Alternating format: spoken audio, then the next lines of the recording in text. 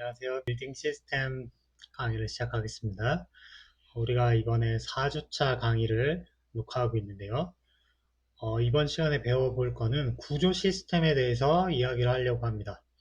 여러분들이 건물을 지을 때 구조라고 하는 것을 빼고 설계를 할 수가 없죠. 건물이 무너지지 않기 위해서는 구조적으로 일단 튼튼하고 안전성을 확보를 해줘야 하는 건 당연합니다. 여러분들이 설계를 예쁘게 하는 것도 중요하지만 건물이 무너지거나 이러면 안전성이 확보가 안 되면 예쁜 게 아무런 소용이 없죠.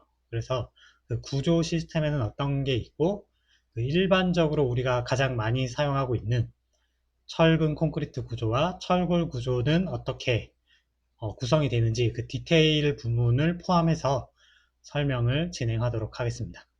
자, 첫 번째 우리가 이야기해 볼 거는 일단은 구조 시스템입니다. 구조 시스템에 대해서 설명을 먼저 할게요. 그래서 우리가 건축 계획과 구조 디자인이라고 하는 파트인데요. 우리 국내 같은 경우에는 구조 디자인이라고 하는 용어가 좀 생소한 부분이에요. 그래서 별로 구조라고 하는 거는 그냥 건축 계획을 서포트하기 위한 용도다라고 우리가 많이 인식을 하고 있긴 한데, 해외 같은 경우에는 구조 디자인이라는 말을 사용을 합니다. 단지 그 건물이 무너지지 않기 위해서 있는 게 아니라 구조 자체가 디자인의 역할을 하는 거죠. 미적으로도 아름다우면서 기능적으로도 안전한 그런 건물을 만드는 거를 우리가 구조 디자인이라고 부르고, 그런 구조 디자인 영역이 제법 명확하게 포지션을 가지고 있어서 유명한 건축가 중에는 이런 구조 디자인 전문으로 하는 그런 분들도 있습니다. 나중에 여러분들이 찾아보면 알 수 있을 건데, 그 구조를 일단 이해를 하기 위해서 구조라고 하는 게 어떻게 이루어지는지에 대해서 먼저 설명을 하려고 해요. 그래서 첫 번째 나오는 게 압축 구조입니다. 그러니까 압축이라고 하는 거는 위에서 누르는 힘이라고 이해하시면 돼요. 위에서 이렇게 누르는 힘인데, 이렇게 위에서 이렇게 누르게 되면 어떻게 됩니까? 압축력이라고 하는 걸 받게 됩니다. 이 압축력은 위에서 누를 때 일단 기본적으로 중력에 의해서 하중을 받는 것도 있지만, 옆에서 이렇게 밀 수도 있겠죠. 이렇게 밀어서 발생하는 압축력도 존재를 합니다. 그래서 지금은 우리가 철골 구조나 아니면 철근 콘크리트를 쓰기 때문에 이런 압축이라고 하는 거에 대한 해석도 쉽고, 그 다음에 분석을 통해서 설계하기도 좀 수월해졌지만, 예전에는 철근 콘크리트나 철골을 사용하지 않던 시대에는 그러면 압축력이라고 하는 걸 어떻게 해결을 했을까? 라고 하는 걸 생각을 해보는 거예요. 제일 첫 번째 방법이 뭐냐면 중력이라고 하는 거를 해결하는 거예요. 그래서 수직하중이라고 해서 위에서부터 밑으로 내려오는 이 힘을 어떻게 안전하게 건물이 붕괴되지 않도록 하중을 잘 조절해서 밑으로, 지반으로, 땅까지 보낼 수 있느냐라고 하는 문제인데요. 벽돌이나 아니면 돌, 이런 것들을 사용하는 것을 우리가 조적식이라고 부르는데, 이 조적식 구조에서 하중을 그러면 어떤 식으로 해결했을까? 이 압축력이라고 하는 거를 어떻게 잘 이용을 했을까? 왜? 돌이라고 하는 거는 인장력이 없어요. 압축력만 있고 인장력이 없습니다. 돌을 양쪽을 잡아서 이렇게 잡아당기면 늘어나거나 하는 게 아니라 그 돌이 깨지거나 부서져 버립니다. 그 압축력에는 매우 강하지만 인장력에는 매우 취약한 형태가 바로 조적식 구조입니다. 그래서 모든 힘들을 압축력의 형태로 변경을 해서 이거를 하중을 하부로 전달을 안전하게 보내야 하는데, 그때 이 압축력이라고 하는 거의 속성이 어떻게 되느냐 라고 하는 게 중요한데, 여기 보면 아치, 볼트라고 되어 있는데 볼트라고 많이 부르죠. 볼트, 돔, 이런 형태가 대표적인 하중을 압축력의 형태로 변경해서 지붕에서부터 시작한 하중을 점점점 밑으로 하부로 전달해서 지반까지 안전하게 보내는 구조다라고 생각하실 수 있어요.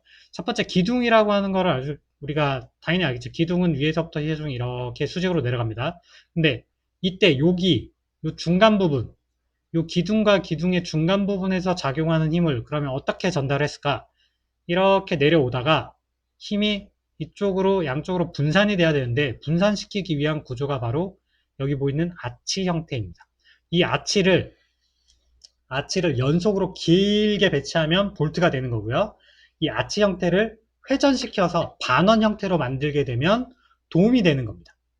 무슨 말인지 알죠? 기본적인 거는 아치에서 출발한다고 보시면 돼요. 그래서 어떻게 압축력으로 변경이 되느냐? 그럼 여기 보면 기둥이라고 하는 게 그림으로 좀 설명을 할 수 있나? 잠시만요. 그림 형태를 보여주기 위해서 페이지를 좀 변경을 하겠습니다.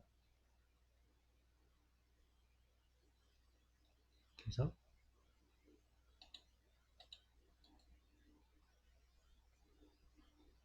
여기다가 잠깐 설명을 할게요.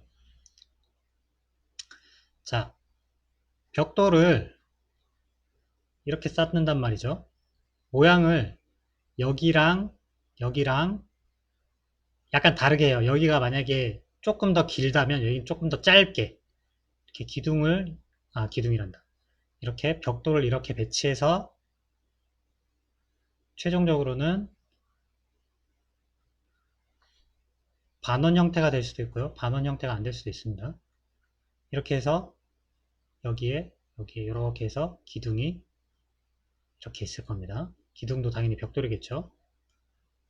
이렇게 해서 힘이 이렇게 작용한 거를 이렇게 분산시킨 거예요. 어떻게 이렇게 가능할까? 그래서 어떻게 만드냐면 이 위에다가 벽돌을 이런 식으로 딱 여기에 벽돌이 이렇게 놓이죠. 이렇게 놓입니다. 좀 줄이 안 맞긴 하지만 이런 식으로 놓일 겁니다. 벽돌이 이렇게 놓이면 힘이 이렇게 작용을 하면 압축력에 의해서 여기를 누르게 되면 이게 밑으로 빠지는 게 아니라 얘가 이렇게 내려갈 때 얘도 같이 이렇게 똑같이 눌리죠. 눌리면서 얘가 얘를 밀고 얘가 얘를 밀고 이렇게 밀어내는 힘이 작용을 해요. 이렇게 밀어내요. 그래서 요 사이에 작용하는 마찰력에 의해서 이게 버티는 거야. 하중 자체는 이렇게 전달되면 이렇게 전달되는데 반대로 얘가 이렇게 밀어내는 힘과 여기에서 반력에 의해서 얘를 떠받치는 밀어내는 작용 반작용입니다. 이렇게 해서 밀어내는 힘에 의해서 얘랑 얘가 떨어지지 않고 압축력에 의해서 얘가 고정이 되는 거예요. 이 사이에 존재하는 건 압축력만 존재합니다. 이렇게 해서 건물이 안전하게 구조체를 지탱할 수 있도록 만든 형태가 바로 아치입니다. 다시 돌아가서 그런 아치 형태를 가지고 설계를 했다라고 하는 겁니다. 여기 나오는 좌굴이라고 하는 거는 이 아치를 이용해서 압축력에 의해서 힘을 기둥으로 이렇게 분산시켜서 이렇게 만들었는데 이 기둥이 너무 얇게 되면 우리가 철사를 생각해 보면 됩니다. 철사가 너무 가늘어서 이거를 양쪽에서 이렇게 밀면 철사가 견디지 못하고 이렇게 휘어버려요. 휘어버리는데 그 휘어버리는 걸 우리가 좌굴이라고 부릅니다. 대표적인 게 기둥이 이렇게 있으면 무거운 걸 올려놓으면 기둥이 못 견디고 이렇게 휘어버리는 게 좌굴이에요. 그 좌굴을 막아주는, 좌굴이 일어나지 않는 한도 안에서 압축력을 이용해서 만든 형태들이 이런 형태들이 되는 거예요. 이게 대표적인 게 아치, 볼트, 돔이다 라고 하는 걸 알 수 있습니다.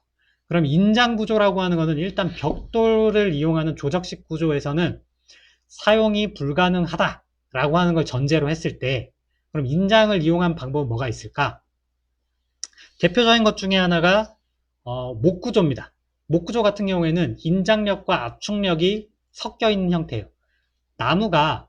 우리가 나무를 깎아 가지고 이렇게 그러니까 수직으로 서 있는 부재와 그 다음에 수평으로 있는 부재들을 이렇게 연결을 합니다. 우리가 이걸 결구라고 부르는데 이런 형태로 연결을 시키게 되면 이 부재는 압축력을 받고 있지만 이 부재, 수평으로 기둥 위에 걸려있는 이 부재는 중간에 누르는 힘이 존재해요.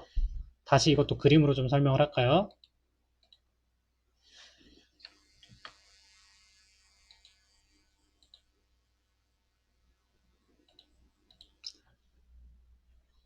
여기다 그려볼게요.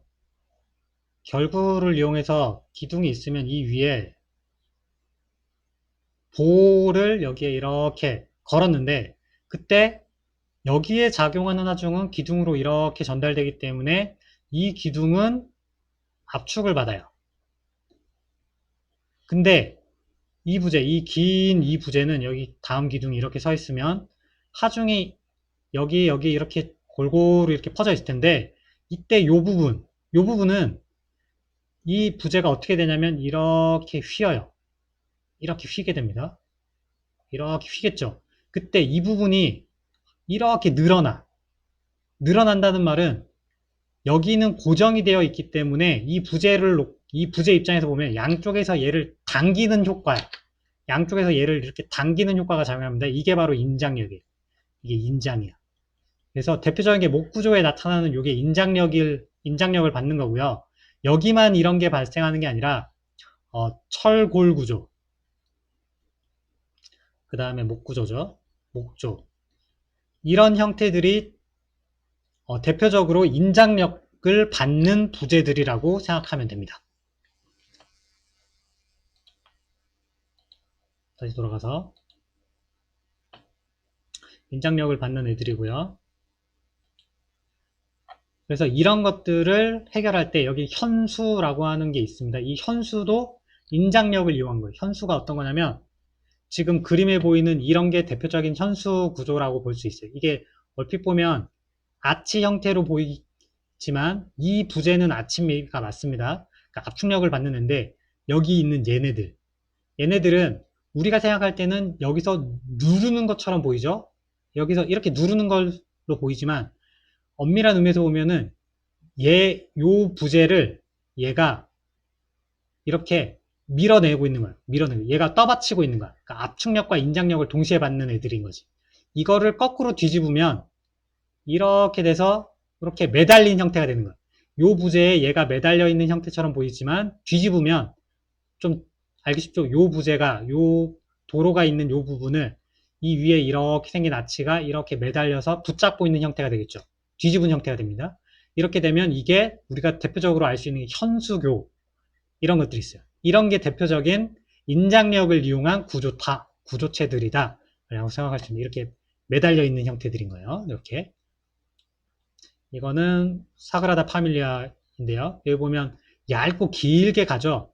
구조 자체를 두껍게 만드는 게 아니라 최대한 얇고 가늘게 효율성을 갖게끔 설계하는 게 구조가 발전하는 과정에서 계속해서 나타나는 현상들입니다. 그래서 이런 모양이 나타나게 되는데 여기 보면 이게 현수입니다. 이렇게 해서 와이어가 이렇게 걸려 있고요. 여기에 줄이 이렇게 내려와서 철근이죠. 철근을 줄처럼 만들어 가지고 와이어를 이용해서 브릿지가 이렇게 있으면 이거를 여기서 이렇게 붙잡고 있는 형태들을 만들게 되는데 대표적인 현수교고요. 이런 형태들을 만들어내게 되는 거예요. 대표적인 게 여기 나오는 것처럼 인장구조 시스템과 압축구조 시스템 이 두 개를 이용한 설계를 하고 있다라고 이해를 하시면 되고 이거를 적절하게 섞었을 때 좋은 설계가 나온다라고 이해하시면 됩니다. 그래서 이 부재를 잡아줄 때 인장력을 이용하는 부분과 여기 보면 압축력을 이용하는 부분이 섞여 있는 거죠. 이렇게 만드는 게. 그 다음 막구조, 그 다음에 프리스트레스 구조가 있습니다. 막구조라고 하는 건 이 천막 구조를 말하는 거예요. 이렇게 만드는 거고요. 프리스트레스라고 하는 거는 미리 하중을 주는 거예요. 미리 하중을 준다는 의미를 이야기가 좀 애매한데 다시 그림으로 설명을 하면 자, 여기다 또 그릴게요. 프리스트레스라고 하는 게 어떤 거냐면 여기에 기둥이 있고 여기에 기둥이 있으면 여기에 슬라브를 이렇게 걸고 싶어요. 내가 이렇게 슬라브를 걸고 싶은데 하중이 여기 작용하면 얘기했던 것처럼 이게 이렇게 처짐이라고 하는 현상이 발생합니다. 그래서 나중에 이게 이만큼 처짐이 일어날 거기 때문에 미리 이 처질 거를 고려해서 슬라브를 일부러 약간 볼록하게 이렇게 만들어 놔요. 그러면 나중에 하중이 작용하면 처짐이 일어나면서 자연스럽게 이렇게 반듯한 형태의 슬라브로 변형이 일어나게 됩니다. 그러면 이용하기가 편리해지겠죠. 그죠? 그럼 나중에 이게 이만큼 처지는 걸 미리 고려해서 이만큼 볼록하게 만들어 놓은 거니까 평평한 형태의 구조가 만들어집니다. 이거를 지금은 왜곡되게 많이 이렇게 했지만 실제로 이렇게 많이 처짐이 일어나면 큰일 납니다. 약간인데요. 몇 센치인데 이걸 미리 만들어 놓는 거예요. 이렇게. 이런 식으로 미리 만드는 거예요. 이게 바로 프리스트레스 공법이라고 하는 겁니다. 이거는 슬라브, 즉 보호에만 적용되는 건 아닙니다. 여러 군데에 이런 것들이 적용이 됩니다. 다시 돌아가서 그런 것들이 있습니다. 그래서 이거는 막구조고요. 그 다음에 휨이라고 하는 게 대표적으로 아까 얘기했던 처짐이라고 하는 게 일어났을 때 휨이라는 게 발생하는데, 이런 것들을 압축력과 인장력이 직선 운동을 하려는 힘이라면 휨력은 회전하려는 거예요. 이 기둥이 있는 이 부재 부분에 얘가 이렇게 처지게 되면 요 부재랑 요 부재가 90도 직각을 이루지 않고 얘가 이렇게 밑으로 처지고 얘는 위로 올라가고 얘는 밑으로 처지겠죠. 여기 하중이 발생한다 그러면 힘에서 보면 이쪽은 위로 올라가는 쳐 올리는 힘, 이쪽은 밑으로 내려가려는 힘이 존재하죠. 그러면 얘를 중심으로 요 기점, 요 지점을 중심으로 이렇게 회전하는 힘이 걸린다는 거예요. 이게 바로 휨력이에요. 이렇게 회전하려고 하는 힘. 얘가 밑으로 처지고 얘는 위로 올라가려고 하기 때문에 이렇게 회전하는 힘이 걸리는데 이게 휨입니다. 이 휨이라고 하는 게 발생하게 되면 구조에는 매우 나쁜 일이에요. 취약해집니다. 그래서 이거를 반대로 이쪽으로 이쪽으로 누르는 힘, 그리고 이쪽으로 위로 치켜 올리는 힘이 존재해야 되겠죠. 그래야 이게 힘에서 평형을 이룰 테니까 이거를 잘 조절하려고 하는 게 구조 시스템이다 라고 이해하시면 됩니다. 좌구를 이용하기 위해서 여기 보면 스테프너라고 부르는 겁니다. 이렇게 휘어지지 않도록, 울렁울렁 거리지 않도록 스테프너라고 하는 거를 이렇게, 이건 수직 스테프너고요. 수평 스테프너도 있습니다. 이렇게 배치하는 거고 이렇게 배치하는 게 있습니다. 그걸 위해서 보도 마찬가지, 이건 보호의 역할을 하겠죠. 보호, 그 다음 기둥 이런 것들을 막아주는 역할, 좌구를 방지하는 역할을 하는 게 존재합니다. 이거는 돌을 이용한 조적식 구조일 때인데요. 조적식 구조일 때도 이게 휨이라기보다는 이게 무너지려고 하는 특성이 있기 때문에 무너지지 않도록 하기 위해서 어떻게 하냐면 아랫부분일수록 기둥도 두껍고 큽니다. 점점 위로 올라갈수록 좁아집니다. 이거는 위에서 내려오는 압축력에 의한 하중에 대한 것도 있지만 이게 휘청해서 옆으로 넘어지지 않도록 하기 위해서는 아랫부분이 조금 더 넓게 퍼져 있어야 안정적인 구조가 된다는 거죠. 여기서도 힘 구조가 작용을 하게 되는데 이때는 최대한 힘이 작용하지 않고 압축력 형태로 변형되게끔 이런 볼트 형태를 이용하게 되고요. 지금 여기에는 안 보이지만 바깥쪽에는 버트러스라고 하는 게 있어서 이게 바깥쪽으로 밀려 쓰러지는 것을 방지하는 구조체가 존재합니다. 이렇게 조적식에서 사용하는 방식이 있고요. 철근이나 철고를 이용할 때도 비슷한 방식으로 이용을 할 수가 있어요. 버팀벽, 날개벽 이런 것들을 이용해서 스테프너입니다. 똑같은 말입니다. 그런 것들을 이용할 수 있어요. 구조체를 가늘고 길게 만들려고 하는 게 건축에서는 가장 이제 추구하는 방향이기 때문에 이런 형태들을 만들려고 해요. 그럼 구조적으로 이게 살짝 불안한 면이 있죠. 이게 옆으로 이렇게 휘청해서 쓰러질 수 있으니까 될 수 있으면 여기보다 아래쪽을 좀 더 두껍게 해서 넘어지려고 하는 거를 어느 정도 가세 역할을 하는 거죠. 또는 버팀벽 역할을 하는 겁니다. 조금 넓게 이렇게 폭을 조절을 해주는 겁니다. 그 다음 구조 보면 응력이라고 하는 게 존재한다. 응력을 어떻게 해야 하느냐라는 거, 이건 볼트, 이건 현수, 이건 보 이런 형태들이 있다. 단일 응력이 존재할 때는 이렇게 한다. 구조 효율 면에서는 얘가 별로 좋지 못하다. 좋지 못하다라고 하는 거는 에너지를 많이 소모한다. 이렇게 볼 수 있습니다. 얘가 힘을 적게 받는다. 얘네들이 힘을 적게 받는다는 겁니다. 얘는 힘을 많이 받는다는 겁니다. 그래서 이런 형태보다 이게 왜 힘을 많이 받을까? 간단하죠. 여기 볼트를 만들 때 얘네들은 뭘로 만드냐? 벽돌로 만든다고 생각해 보세요. 벽돌만 이용해서 이게 안정적으로 버틸 수 있어요. 근데 얘는 벽돌만 이용해서 안 하겠죠. 불가능합니다. 그럼 어떻게? 이 안에 철근이라고 하는 게 들어가야 돼요. 그럼 철근과 콘크리트가 섞여 있는 형태가 되겠죠. 그럼 얘는 얘에 비해서 두께도 두꺼워져야 되고 힘도 많이 받는, 하중도 많이 받게 돼요. 비효율적인 형태인 거죠. 근데 이게 공사하기에는 쉬워. 그렇기 때문에 우리는 최근에 건물들은 대부분 이런 형태가 되는 거고요. 이렇게 평평하게 만들어야 1층, 2층, 3층 쌓았을 때 이용이 편하겠죠. 그래서 비효율적인 구조지만 이게 두 층, 세 층, 네 층 이런 건물을 지을 때는 이게 효과적인 건물이에요. 그럼 예전에는 어떻게 지었냐?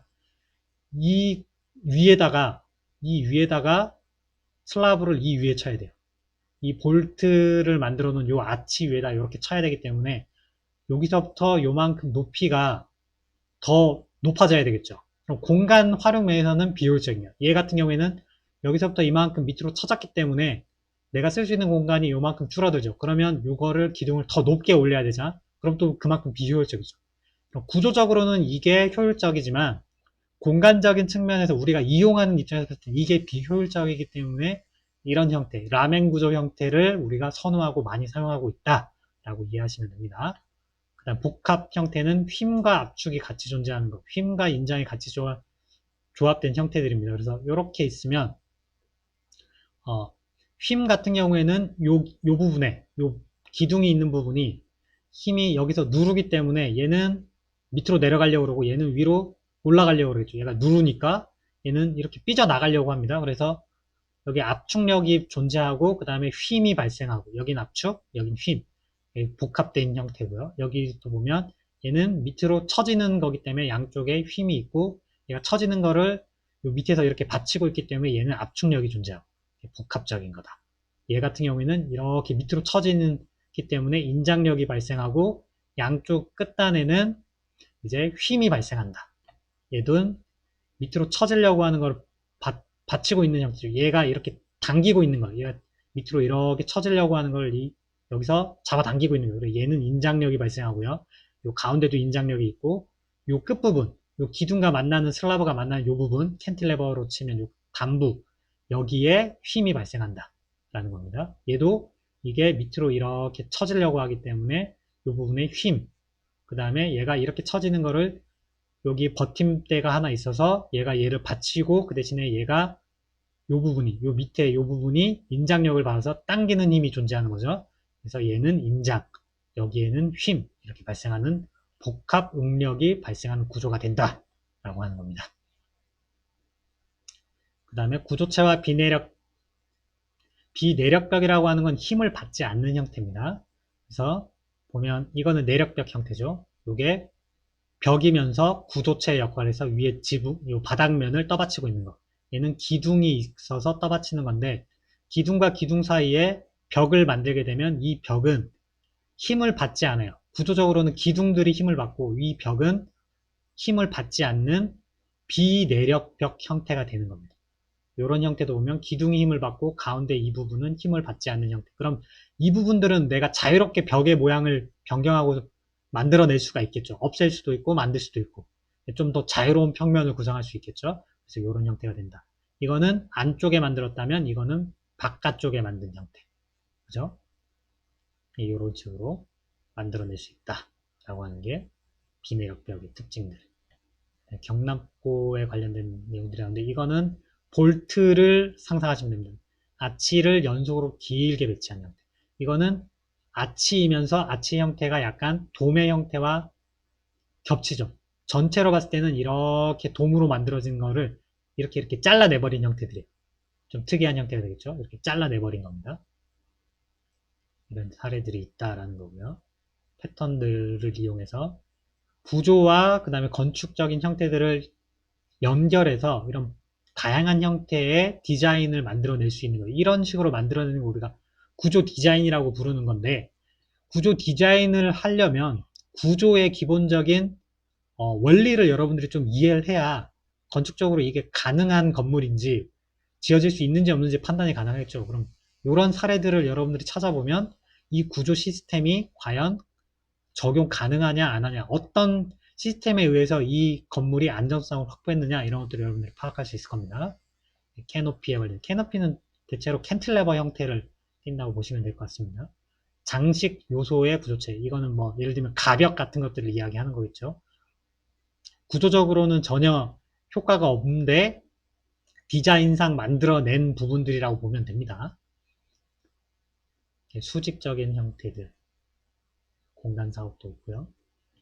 이런 것들은 한번 보면은 구조와 디자인이 어떻게 연결되어 있는지 이런 것들을 여러분들이 파악할 수 있을 겁니다. 철골을 이용해서, 요즘은 철골을 많이 써요. 특히 여기 보이는 것처럼 트러스를 이용해서 대규모 공간, 실내 공간을 넓게 만들면서 기둥을 최소한으로 배치하기 위한 방법으로 트러스를 이용해요. 그래서 대표적인 게 체육관입니다. 체육관. 그래서 체육관 같은 경우는 지붕이 엄청나게 중요한 역할을 해요. 트러스를 이용해서 지붕의 하중을 실내 공간에 기둥을 박지 않고 측벽으로, 외벽으로 전달해서 구조를 해결하기 위한 방법들이 많이 이렇게 개발이 되고 있고, 대부분은 철골 형태를 이용해서 이런 것들이 만들어지고 있습니다. 복합 구조도 이렇게 있습니다. 여기 목조도 있습니다. 목조 같은 경우에는 대표적인 인장력을 받는 구조라고 이야기했죠. 철골과 목재는 인장력을 받는 거고, 이 인장력을 이용하는 형태들이 대체로 실내 공간을 넓게 확보할 수 있는 특징이 있어요. 압축력을 받을 경우에는 아치를 이용하거나 뭐 기둥을 이용하는데, 이때는 이 간격이 되게 짧아요. 짧기 때문에 될 수 있으면 이걸 넓게 확보하기 위해서는 목조 형태나 철골 형태를 이용해서, 특히 트러스를 이용해서 실내 공간을 넓게 확보할 수 있다. 이런 특징들이 있다라는 겁니다. 그럼 여러분 같은 경우에도 만약에 실내 공간을 넓게 확보해서 기둥을 최소한으로 받고 싶다고 하면 이런 트러스 형태나 철골 형태를 이용해야 그런 공간을 만들어낼 수가 있겠죠.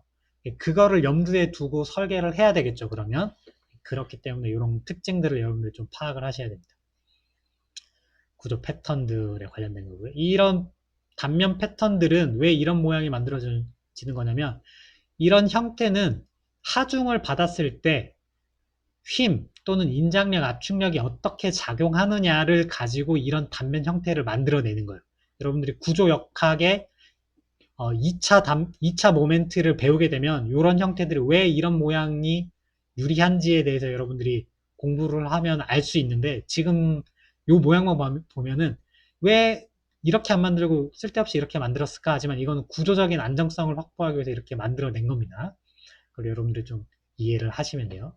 그럼 얘랑 어떻게 되냐, 얘는 압축력을, 여기에 압축력이 작용하겠죠. 압축력을 이용하는 형태라고 그러면 얘는 이 밑에 철근을 깔아가지고 인장력을 이용한 형태라고 보면 돼요. 얘랑 똑같이 라멘 구조를 기본으로 하지만 인장력을 활용할 거냐 압축력을 활용할 거냐에 따라서 이런 디자인이 달라지게 되는 거다라고 하는 겁니다. 그럼 실내 공간을 내가 쓸 때 이렇게 만드는 게 유리하냐 이렇게 만드는 게 유리하냐에 따라서 형태가 좀 달라질 수 있다 라고 하는 거고요. 기둥을 만들 때도 이렇게 만들어도 되지만 이렇게 Y자 형태나 좀 휘어진 형태를 만들어도 구조적으로 문제가 없다면 사용할 수 있겠죠. 그럼 이 구조적인 안정성을 확보할 수 있는지에 대한 계산만 되면 이런 모양을 만들면 되는 거예요. 그죠? 그럼 요거에 대한 건 구조 공부를 좀 해봐야 여러분들이 이해를 할 수 있겠죠. 이런 거, 이런 형태들. 이건 절판 구조, 절곡 구조라고 부르는데, 이렇게 꺾었을 때 어떻게 되느냐. 이렇게 사선이 아니라 곡선 형태를 이렇게 중첩시켜서 이 밑에는 트러스의 형태가 되겠죠. 트러스의 형태를 연장시킨 이렇게 날개처럼 튀어나간 형태가 되겠죠. 이 오페라 하우스 같은 게 이런 모양이죠.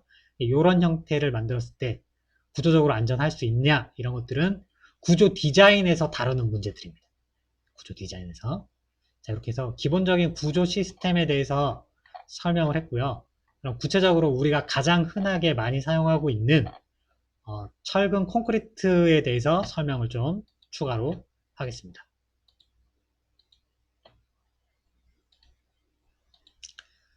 자, 쓸데없는 그림은 넘어가고요. 자, 콘크리트라고 하는 게 나왔는데요. 우리가 일반적으로 많이 쓰는 거기 때문에 콘크리트에 대해서 모르는 분들은 없을 겁니다. 콘크리트가 인장력과 압축력을 둘 다 사용하는 부재이기 때문에 건축 면에서는 형태를 만들어내기가 가장 쉽고 편리한 형태입니다. 시공도 비교적 간단하고 좋은 형태입니다. 그래서 제일 많이 사용하고 있는 것들이죠. 그래서 보면 뭐 여기 보면 철근을 어디에 어떤 두께의 것들을 배치하는 게 좋으냐 뭐 이런 얘기들이 나와 있는데, 이건 뭐 한번 보세요. 뭐 중요한 건 아닙니다. 그 다음 넘어가서 철근을, 그럼 이거는 철근의 사이즈예요. 철근의 사이즈입니다. 이 철근 사이즈가 이렇게 커지는 거를 이야기하는 거고요.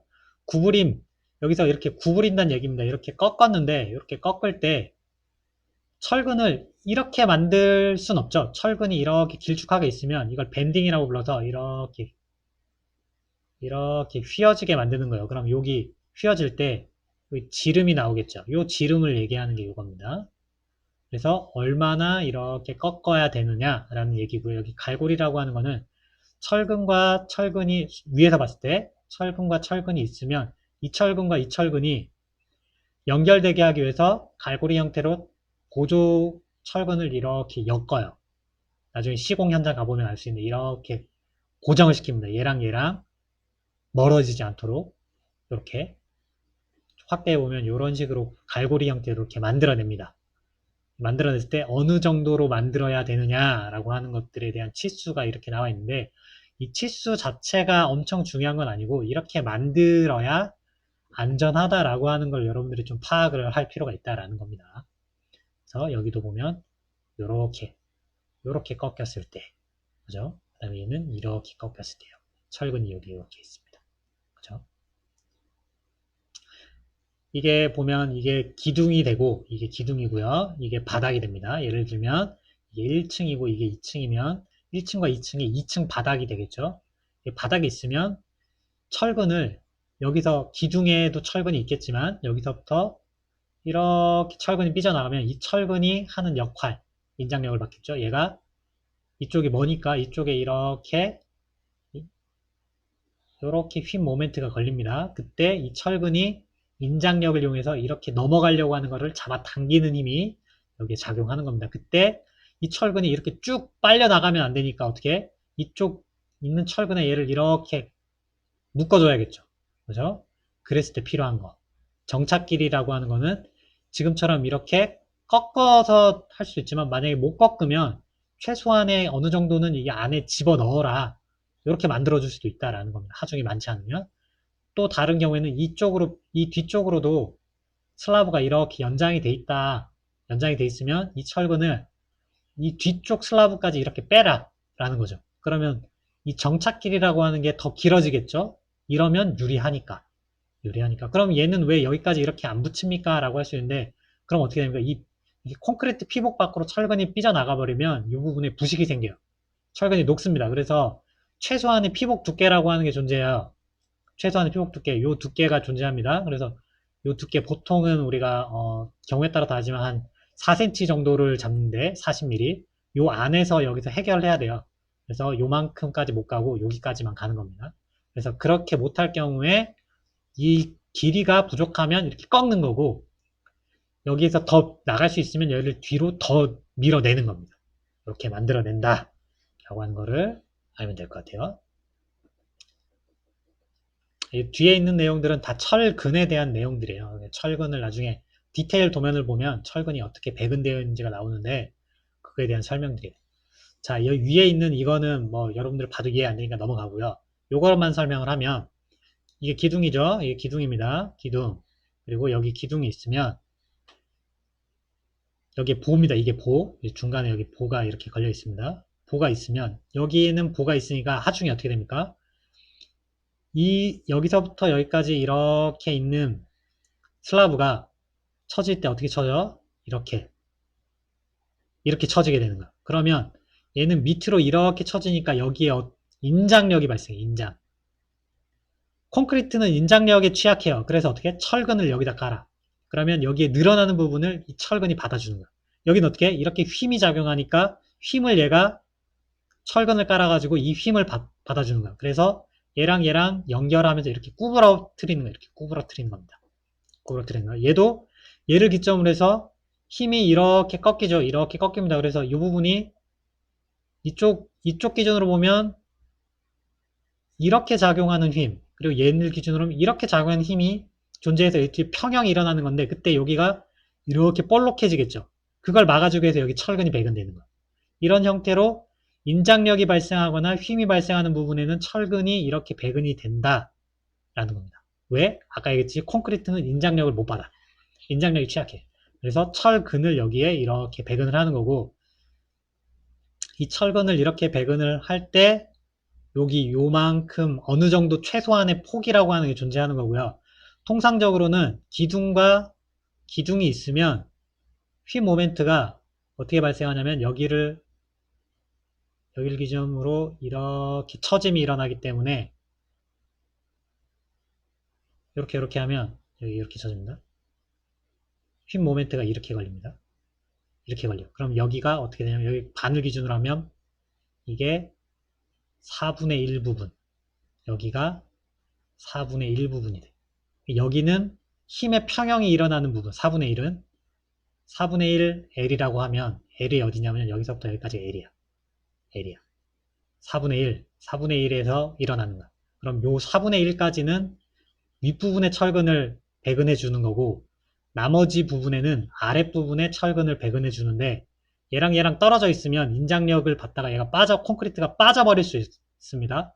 그러니까 분리라고 해요. 그러니까 콘크리트랑 철근이 분리되는 현상을 막기 위해서 얘가 이렇게 구부려서 철근이 하나가 되게끔 이렇게 배치를 하는 거예요. 이렇게 배치하는 게 철근 배근법입니다. 다른 부위에서도 인장력이 발생하거나 휨이 발생하는 부분에 철근을 배근하게 된다라고 하는 게 기본입니다. 여기서도 똑같은 원리로 배근이 되는 건데 이때 배근할 때 여기서부터 여기까지의 간격 그리고 여기서부터 여기까지의 간격 이 보의 강도 이 기둥의 강도 그 다음에 하중의 강도에 따라서 여기서부터 이만큼 여기서부터 이만큼 요 거리를 다르게 조절을 하게 되는 거예요.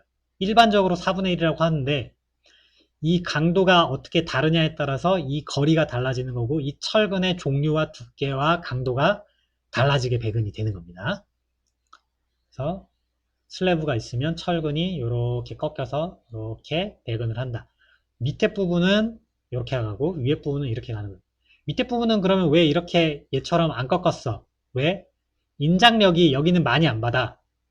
왜냐면 여기는 인장력이 이렇게 휨이 발생하면서 얘가 이렇게 쳐지기 때문에 여기는 이렇게 늘어나. 철근이 늘어나. 그렇기 때문에 빠져. 이쪽이 빠지거나 이쪽이 빠져. 빠지지 않게 하기 위해서 여기를 꺾어. 꺾어서 안 빠지게 만드는데 얘는 어떻게 되냐면 얘가 이렇게 쳐지면서 여기 쳐지면서 요 길이로 보면 얘는 이쪽 기둥 쪽으로 더 들어왔죠. 들어왔다는 거냐면 이 부분은 인장력이 아니라 압축을 받고 있다는 거야. 압축. 여기는 인장, 여기는 압축을 받고 있는 거야. 이렇게 휘게 되면 이 부분은 압축을 받아. 그러니까 이 철근이 이렇게 꺾을 필요가 없어. 왜냐면 당기는 힘이 아니라 미는 힘이기 때문에 이렇게 꺾일 이유가 없는 거야. 밑에 철근에는. 상부근에는 필요한데 하부근에는 필요가 없는 거야. 그래서 모양이 이렇게 다른 거야. 위아래가. 그 다음에 단차가 있을 때 이렇게 단차가 있으면 이렇게 오고 그 다음에 이렇게 가고 이 철근이랑 이 철근을 하나로 이렇게 연결해 주는 것보다 이렇게 분리시키는 게 유리한 거야. 그래서 이렇게 연결을 안 시킨 겁니다. 그리고 이게 연결해서 만들기가 어려워. 이렇게 90도로 이렇게 꺾어서 연결하기가 어려워. 그래서 얘처럼 그런 게 어려우면 얘를 이렇게 경사지게 만들어요. 이렇게 경사지게 만들어. 이렇게 만들거나 아니면 이렇게 만들거나. 이게 대표적인 거고요. 이렇게 만드는 게 구조적으로 이렇게 만드는 게 좀 안 맞다, 좀 강도가 안 나온다 그러면 여기를 지금처럼 복잡하게 이렇게 꺾어버립니다. 이렇게 꺾어버립니다. 요 부분의 강도가 그러면 엄청나게 증가하겠죠. 그죠? 이 부분이 하중을 많이 받아서 좀 위험한 부분이다. 강도가 필요하다. 그럼 이렇게 만드는 거고, 이 정도로 필요하진 않다. 그럼 이렇게 만드는 거고, 이거보다 더 약하게도 상관없다. 그럼 이렇게 만드는 거야. 얘랑 비교했을 때 얘가 강한 거, 얘는 좀 약한 거라고 생각하시면 됩니다. 네, 이런 식으로 보에 관련된 게 나왔네요. 보, 여기 보면 보라고 나왔습니다. 보 같은 경우에는 지금 이렇게 봐가지고 보 그림이 잘 이해가 안 됩니다. 다른 좀 좋은 그림 있으면 설명을 할게요. 네, 여기 나오네요. 이게 보입니다. 보가 있으면 보에 들어가는 거를 스터럽이라고 써있네. 스트럽이라고 보통 부르는데 이게 집 슬라브고요. 바닥판이고요. 바닥판에서 보가 이렇게 삐져나와 있는데 보의 춤이라고 하는 거는 여기서부터 여기까지를 이야기하는 겁니다. 보통 여러분들 생각할 때 이렇게 잘라서 여기는 바닥이고 여기는 보야 라고 이야기하는데 아닙니다. 여기서부터 여기까지가 보고 이 보에 바닥판이 이렇게 붙어 있는 거라고 보면 됩니다. 여기서부터 여기까지가 보입니다. 이렇게 보여요. 그러면 이 안에 철근을 이렇게 배근하는데 보면 위에 상부근이 있어요. 상부근. 그리고 하부근이 이렇게 있어요. 상부근과 사부근이 있을 때 얘네들이 철근의 위치가 엉뚱한 데로 삐져나가지 말라고 힘을 정확하게 받기 위해서 얘네들을 이렇게 스트럽을 짜요. 그러면 이 철근 배근된 게 삐져나가지 않고 정확한 위치에 딱 고정이 되겠죠. 그래서 이렇게 만드는 거고, 경우에 따라서 이 부분과 이 부분에 어디에 힘을 더 많이 받느냐에 따라서 모양이 달라지는데, 예를 들어서 기둥이 이렇게 기둥보가 있으면 이 부분 A, 그 다음 이 부분 B가 있으면 여기랑 여기에 철근이 어떻게 배근된다 그랬습니까? 이렇게 배근된다 그랬죠. 그럼 단면을 끊으면, 여기 단면을 끊으면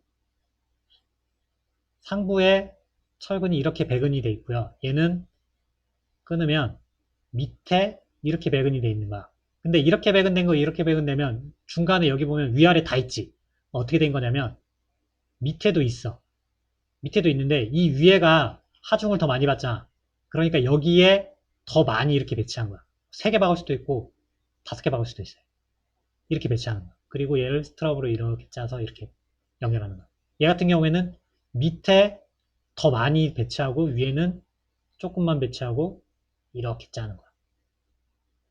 이게 보의 단면의 형태입니다. 여기 보면 이쪽 바닥이랑 이쪽 바닥에 단차가 있으면 아까처럼 이렇게 기울여서 이렇게 꺾어서 이렇게 갈 수도 있고, 얘처럼 얘랑 얘랑 따로따로 할 수도 있어요. 보통 상부근에서는 따로 얘 두 개를 잘라내는 게 별로 좋은 게 아니기 때문에 연결시키는 걸 많이 하고요. 하부근은 잘려도 상관이 없어요. 아까 얘기했죠. 여기에는 압축력을 받는 부분이기 때문에 상관없어요. 여기는 인장을 받죠. 그래서 여기는 이렇게 끊어져도 되는데 여기는 될 수 있으면 끊어지지 않게 하는 게 좋고요. 끊어지지 않게 할 때 연결이 안 된다. 너무 이게 길다 철근이. 그럼 요렇게 꺾어. 기둥에, 이 기둥입니다. 기둥 내부에서 이렇게 꺾어. 그럼 이 기둥에도 철근이 이렇게 배근돼 있을 텐데 그걸 피해서 이렇게 꺾어서 이렇게 넣는 거예요. 이 안에 철근을 피해서 이렇게 넣는 겁니다. 이렇게 넣는 거예요.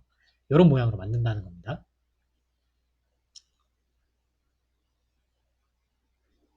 자, 다른 거는 이제 이음이라고 하는 게 나오는데 이 이음이라고 하는 거는 철근과 철근이 있으면 어디에서 이음을 하는 게 유리하냐라는 겁니다. 예를 들면 여기에는 인장, 여기 인장, 여기 인장, 여기 인장, 그 다음에 여기는 압축, 여기 압축, 여기 압축인데 철근은 인장력을 받아. 그 다음에 콘크리트는 압축력을 받아. 철근이 인장력을 받아야 되는데 인장력이 강한 곳에서 철근이 이렇게 끊어져 있는 걸 이렇게 연결해서 이어버리면 강도가 약해지겠지. 그래서 이 부분에서는 안 하는 거야. 인장력이 존재하는 데서는 안 해. 이음을 안 해. 여기선 안 해. 근데 압축력이 받는 부분, 여기는 압축력이기 때문에 인장력을 받지 않기 때문에 철근이 인장력을 받지 않는 부분이기 때문에 여기서는 이음을 해도 문제가 안 생겨. 그래서 철근을 이음하려고 하면 지금 이런 부분에서 이음을 해야 한다라고 하는 것을 설명하는 거예요. 이거 역시도 인장력과 압축력을 설명하기 위한 거랑 똑같은 거예요. 무슨 말인지 이해하겠죠? 넘어가고요. 똑같은 설명을 사례를 가지고 자세하게 설명하고 있는 겁니다. 기둥이 나옵니다. 기둥의 경우에는 어떻게 하느냐 보면은 이게 1층 바닥이면 이게 2층 바닥입니다. 그랬을 때 기둥이 이렇게 철근이 내려오는데 이렇게 내려오는데 가능한 위치, 좋은 위치, 좋지 않은 위치 보면 여기선 하지 말래. 여기서 하지 말래. 여기서 하래. 여기서 하래. 그래서 이렇게 생겨 있는 거를 어디 가면은 많이 볼 수 있냐면 공사장 가면 1층 공사를 하는데 중간에 보면 기둥인데 기둥이 중간에 이렇게 볼록 솟아 있고 철근이 이렇게 돼 있는 거 볼 수 있어. 1층 치고 나서 여기까지 공사하고 나서 2층 칠 때는 여기서부터 타설을 다시 해. 그래서 2층을 이렇게 타설해. 그래서 2층 할 때는 또 이렇게 기둥을 빼서 철근을 이렇게 미리 뽑아놔. 그래서 이음이 어디서 하냐면 여기서 이음이 일어나. 보통 이게 높이로 치면은 1m 정도 되는 높이에요. 보통 1m 정도 돼요. 그래서 요런 위치에서 하는데 요게 왜 그럼 여기서 하느냐? 압축력이라고 하는 거는 압축력이라고 하는 콘크리트가 받는다 그랬죠. 콘크리트가 받고 있는 거기 때문에 사실 이 기둥 안에서 인장력이라고 하는 거는 크게 작용하지 않아. 그래서 여기에 철근이 없더라도 압축력에는 문제가 안 생겨. 근데 압축력에 문제가 생기는 데가 어디냐면 휨이 일어난다 그랬잖아. 휨. 그 다음에 어떻게 해요? 여기도 여기에 휨이 발생합니다. 휨이라고 하는 게 존재하고 밀었을 때 이렇게 넘어갈 수도 있어. 그죠? 이거를 외력이라고 부릅니다. 외력. 이 외력 중에는 뭐 예를 대표적인 게 풍압력입니다. 바람이 불어서 이 벽을 때리면 이 벽이 이렇게 넘어가겠죠. 그죠? 그런 걸 막아줘야 되는데 일단 압축력에 의해서 이거 구조적으로 문제는 없는데 인장력에 의해서 이게 넘어가지 않도록 버티려면 그러니까 인장력에 문제가 생길 수 있는 부분을 찾아야 되는데 그 부분이 여기야. 단부. 단부가 위험해. 반면에 요 중간 부분, 여기는 여기는 압축력이 주야. 그래서 압축력에서 발생하는 게 뭐냐면 좌굴이야. 그래서 여기는 좌굴이 위험한 거지, 여기, 여기에 비해서, 그러니까 여기는 좌굴이 위험한 거지, 여기랑 여기에 비하면 여기는 인장력은 없어. 여기는 거의 압축력이라고 보면 돼. 근데 좌굴이라는 걸 방지하기 위해서 철근을 어느 정도 넣어주면 보강이 됩니다. 그래서 철근을 넣어줍니다. 철근은 인장력도 강하지만 압축력도 강하게 받아요. 그래서 보강을 위해서 철근이 들어가는 거야. 그때 이런 말단에는 휨이 존재하기 때문에 이거를 피해서 중간 부분에서 이런 이음을 하는 거야. 이건 시공상의 문제입니다. 구조와 시공상의 문제 때문에 이런 식으로 일어나는 거야. 배근할 때 이음, 철근은 기둥에서는 여기서 한다. 보통 여기서 합니다. 보통 여기. 이런 데서 잘 안 합니다. 왜냐면 시공상 불리한 위치니까 여기서 합니다. 여기서. 이렇게 된다라고 하는 걸 이해하시면 돼요. 그래서 상태도를 보면 철근들이 이렇게 들어있다라는 겁니다. 여기 보면 이거는 아마 기둥인 것 같은데 기둥에 철근이 어디 배치되느냐, 여기 이렇게 배치되어 있죠.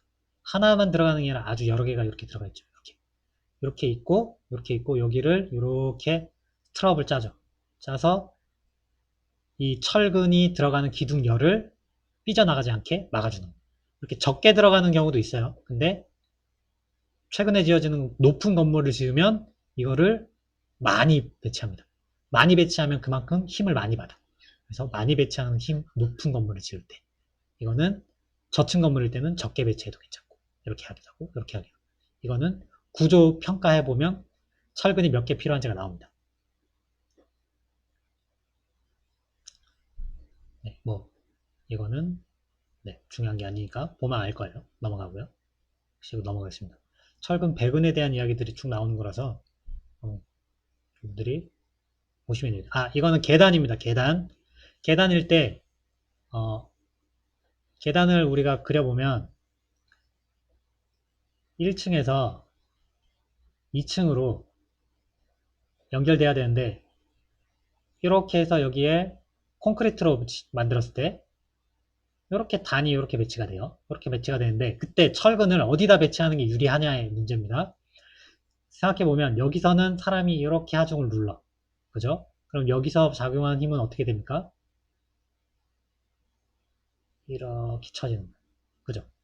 대체적으로 이게 뭡니까? 이 인장력이 발생하는 인장력이 발생하는 거예요.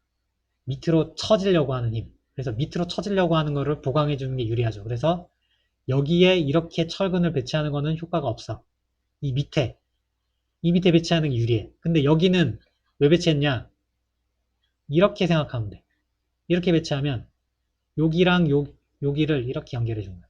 얘는 이렇게 꺾어서 이렇게 배치할 수 없으니까 이렇게 배치하는 게 불리하잖아.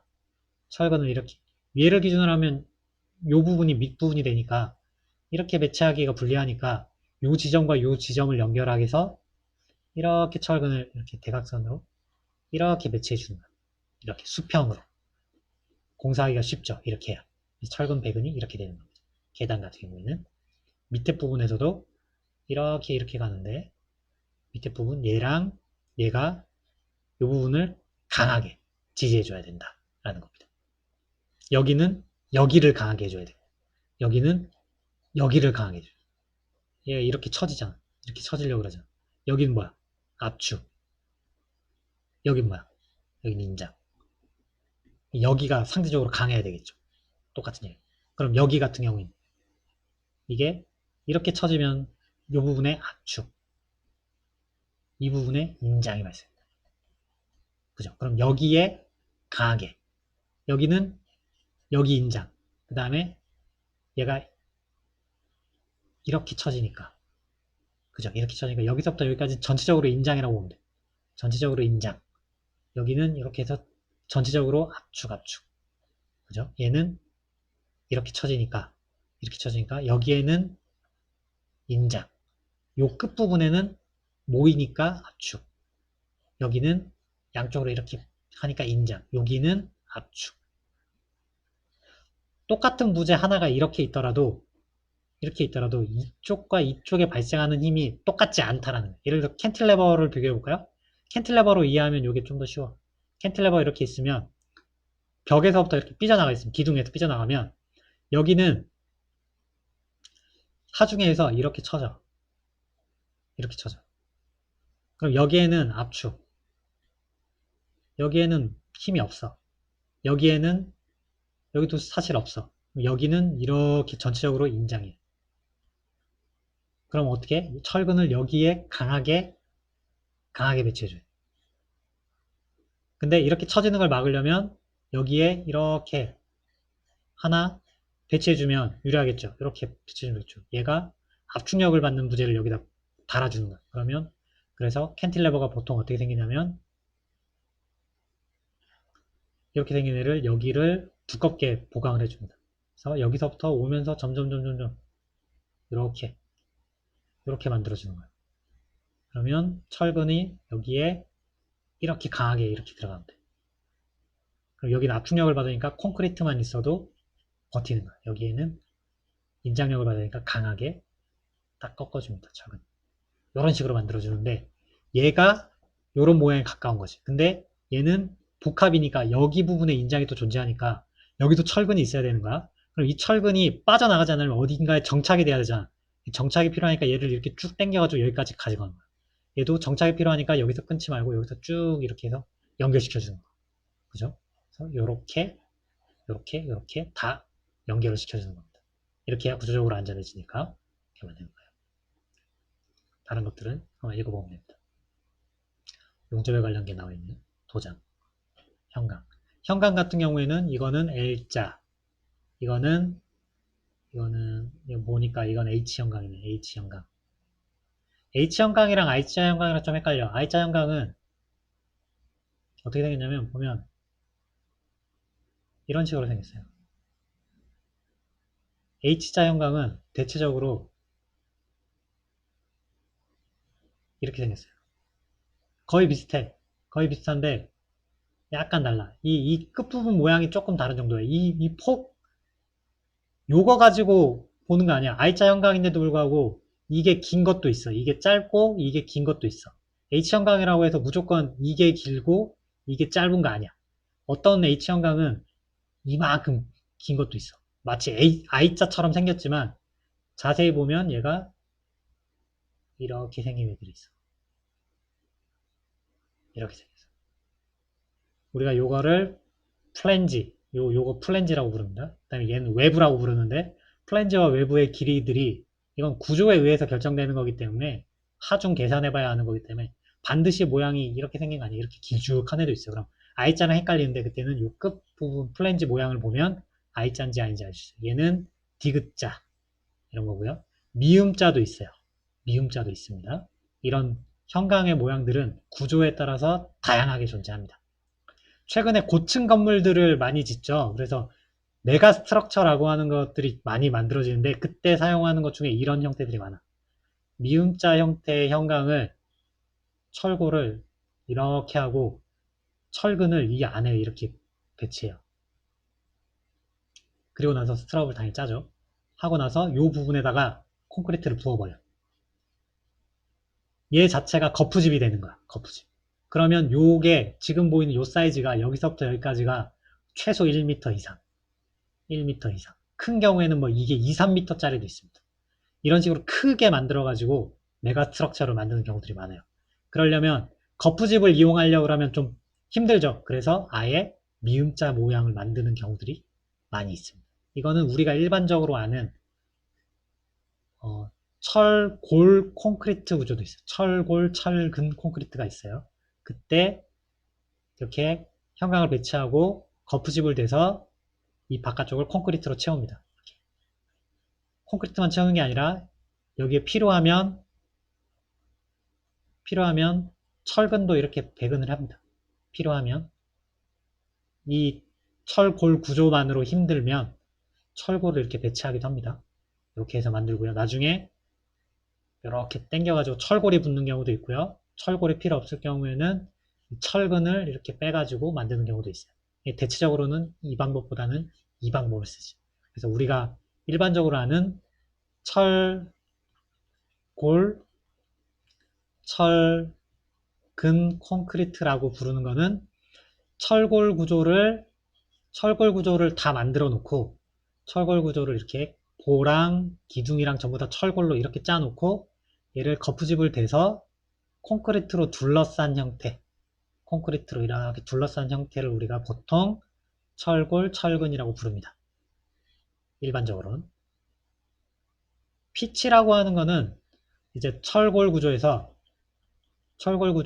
I자 형광이나 H 형광을 결합을 시켜야 되잖아. 여기 기둥이 있으면 여기에 형광을 이렇게 갖다 붙여야 된단 말이야. 이게 플랜지가 이렇게 있고 여기 외부가 있고 플랜지가 있고 외부가 있으면 얘랑 연결시키려면 여기에 철근을 댑니다. 위에서 쳐다보면 기둥이 H 형광이 이렇게 있는데 여기에 플랜지를 이렇게 붙인 거예요. 그러면 여기 중간에 외부가 이렇게 있을 텐데 여기에 이렇게 꺾인 철판을 댄 다음에 여기를 볼트 너트로 이렇게 조입니다.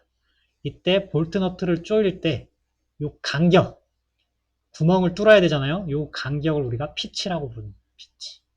이때 사용하는 게 고정시킬 때 이렇게 해서 이렇게 뻥뻥 뚫어서 고정시킬 때 리벳 또는 볼트 둘 중에 하나를 이용해서 이 철골과 이 철골을 연결을 합니다. 또는 용접을 하는 방법도 있습니다.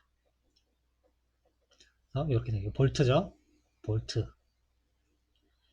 이거는 뭐 기호에 관련된 거고요. 그래서 이렇게 판을 대서 뽕뽕뽕 뚫은 다음에 여기다 딱딱딱 고정을 하는 겁니다. 또는 지금처럼 이렇게 용접하는 겁니다. 용접. 이건 모살 용접이라고 부르는 겁니다. 이렇게 용접.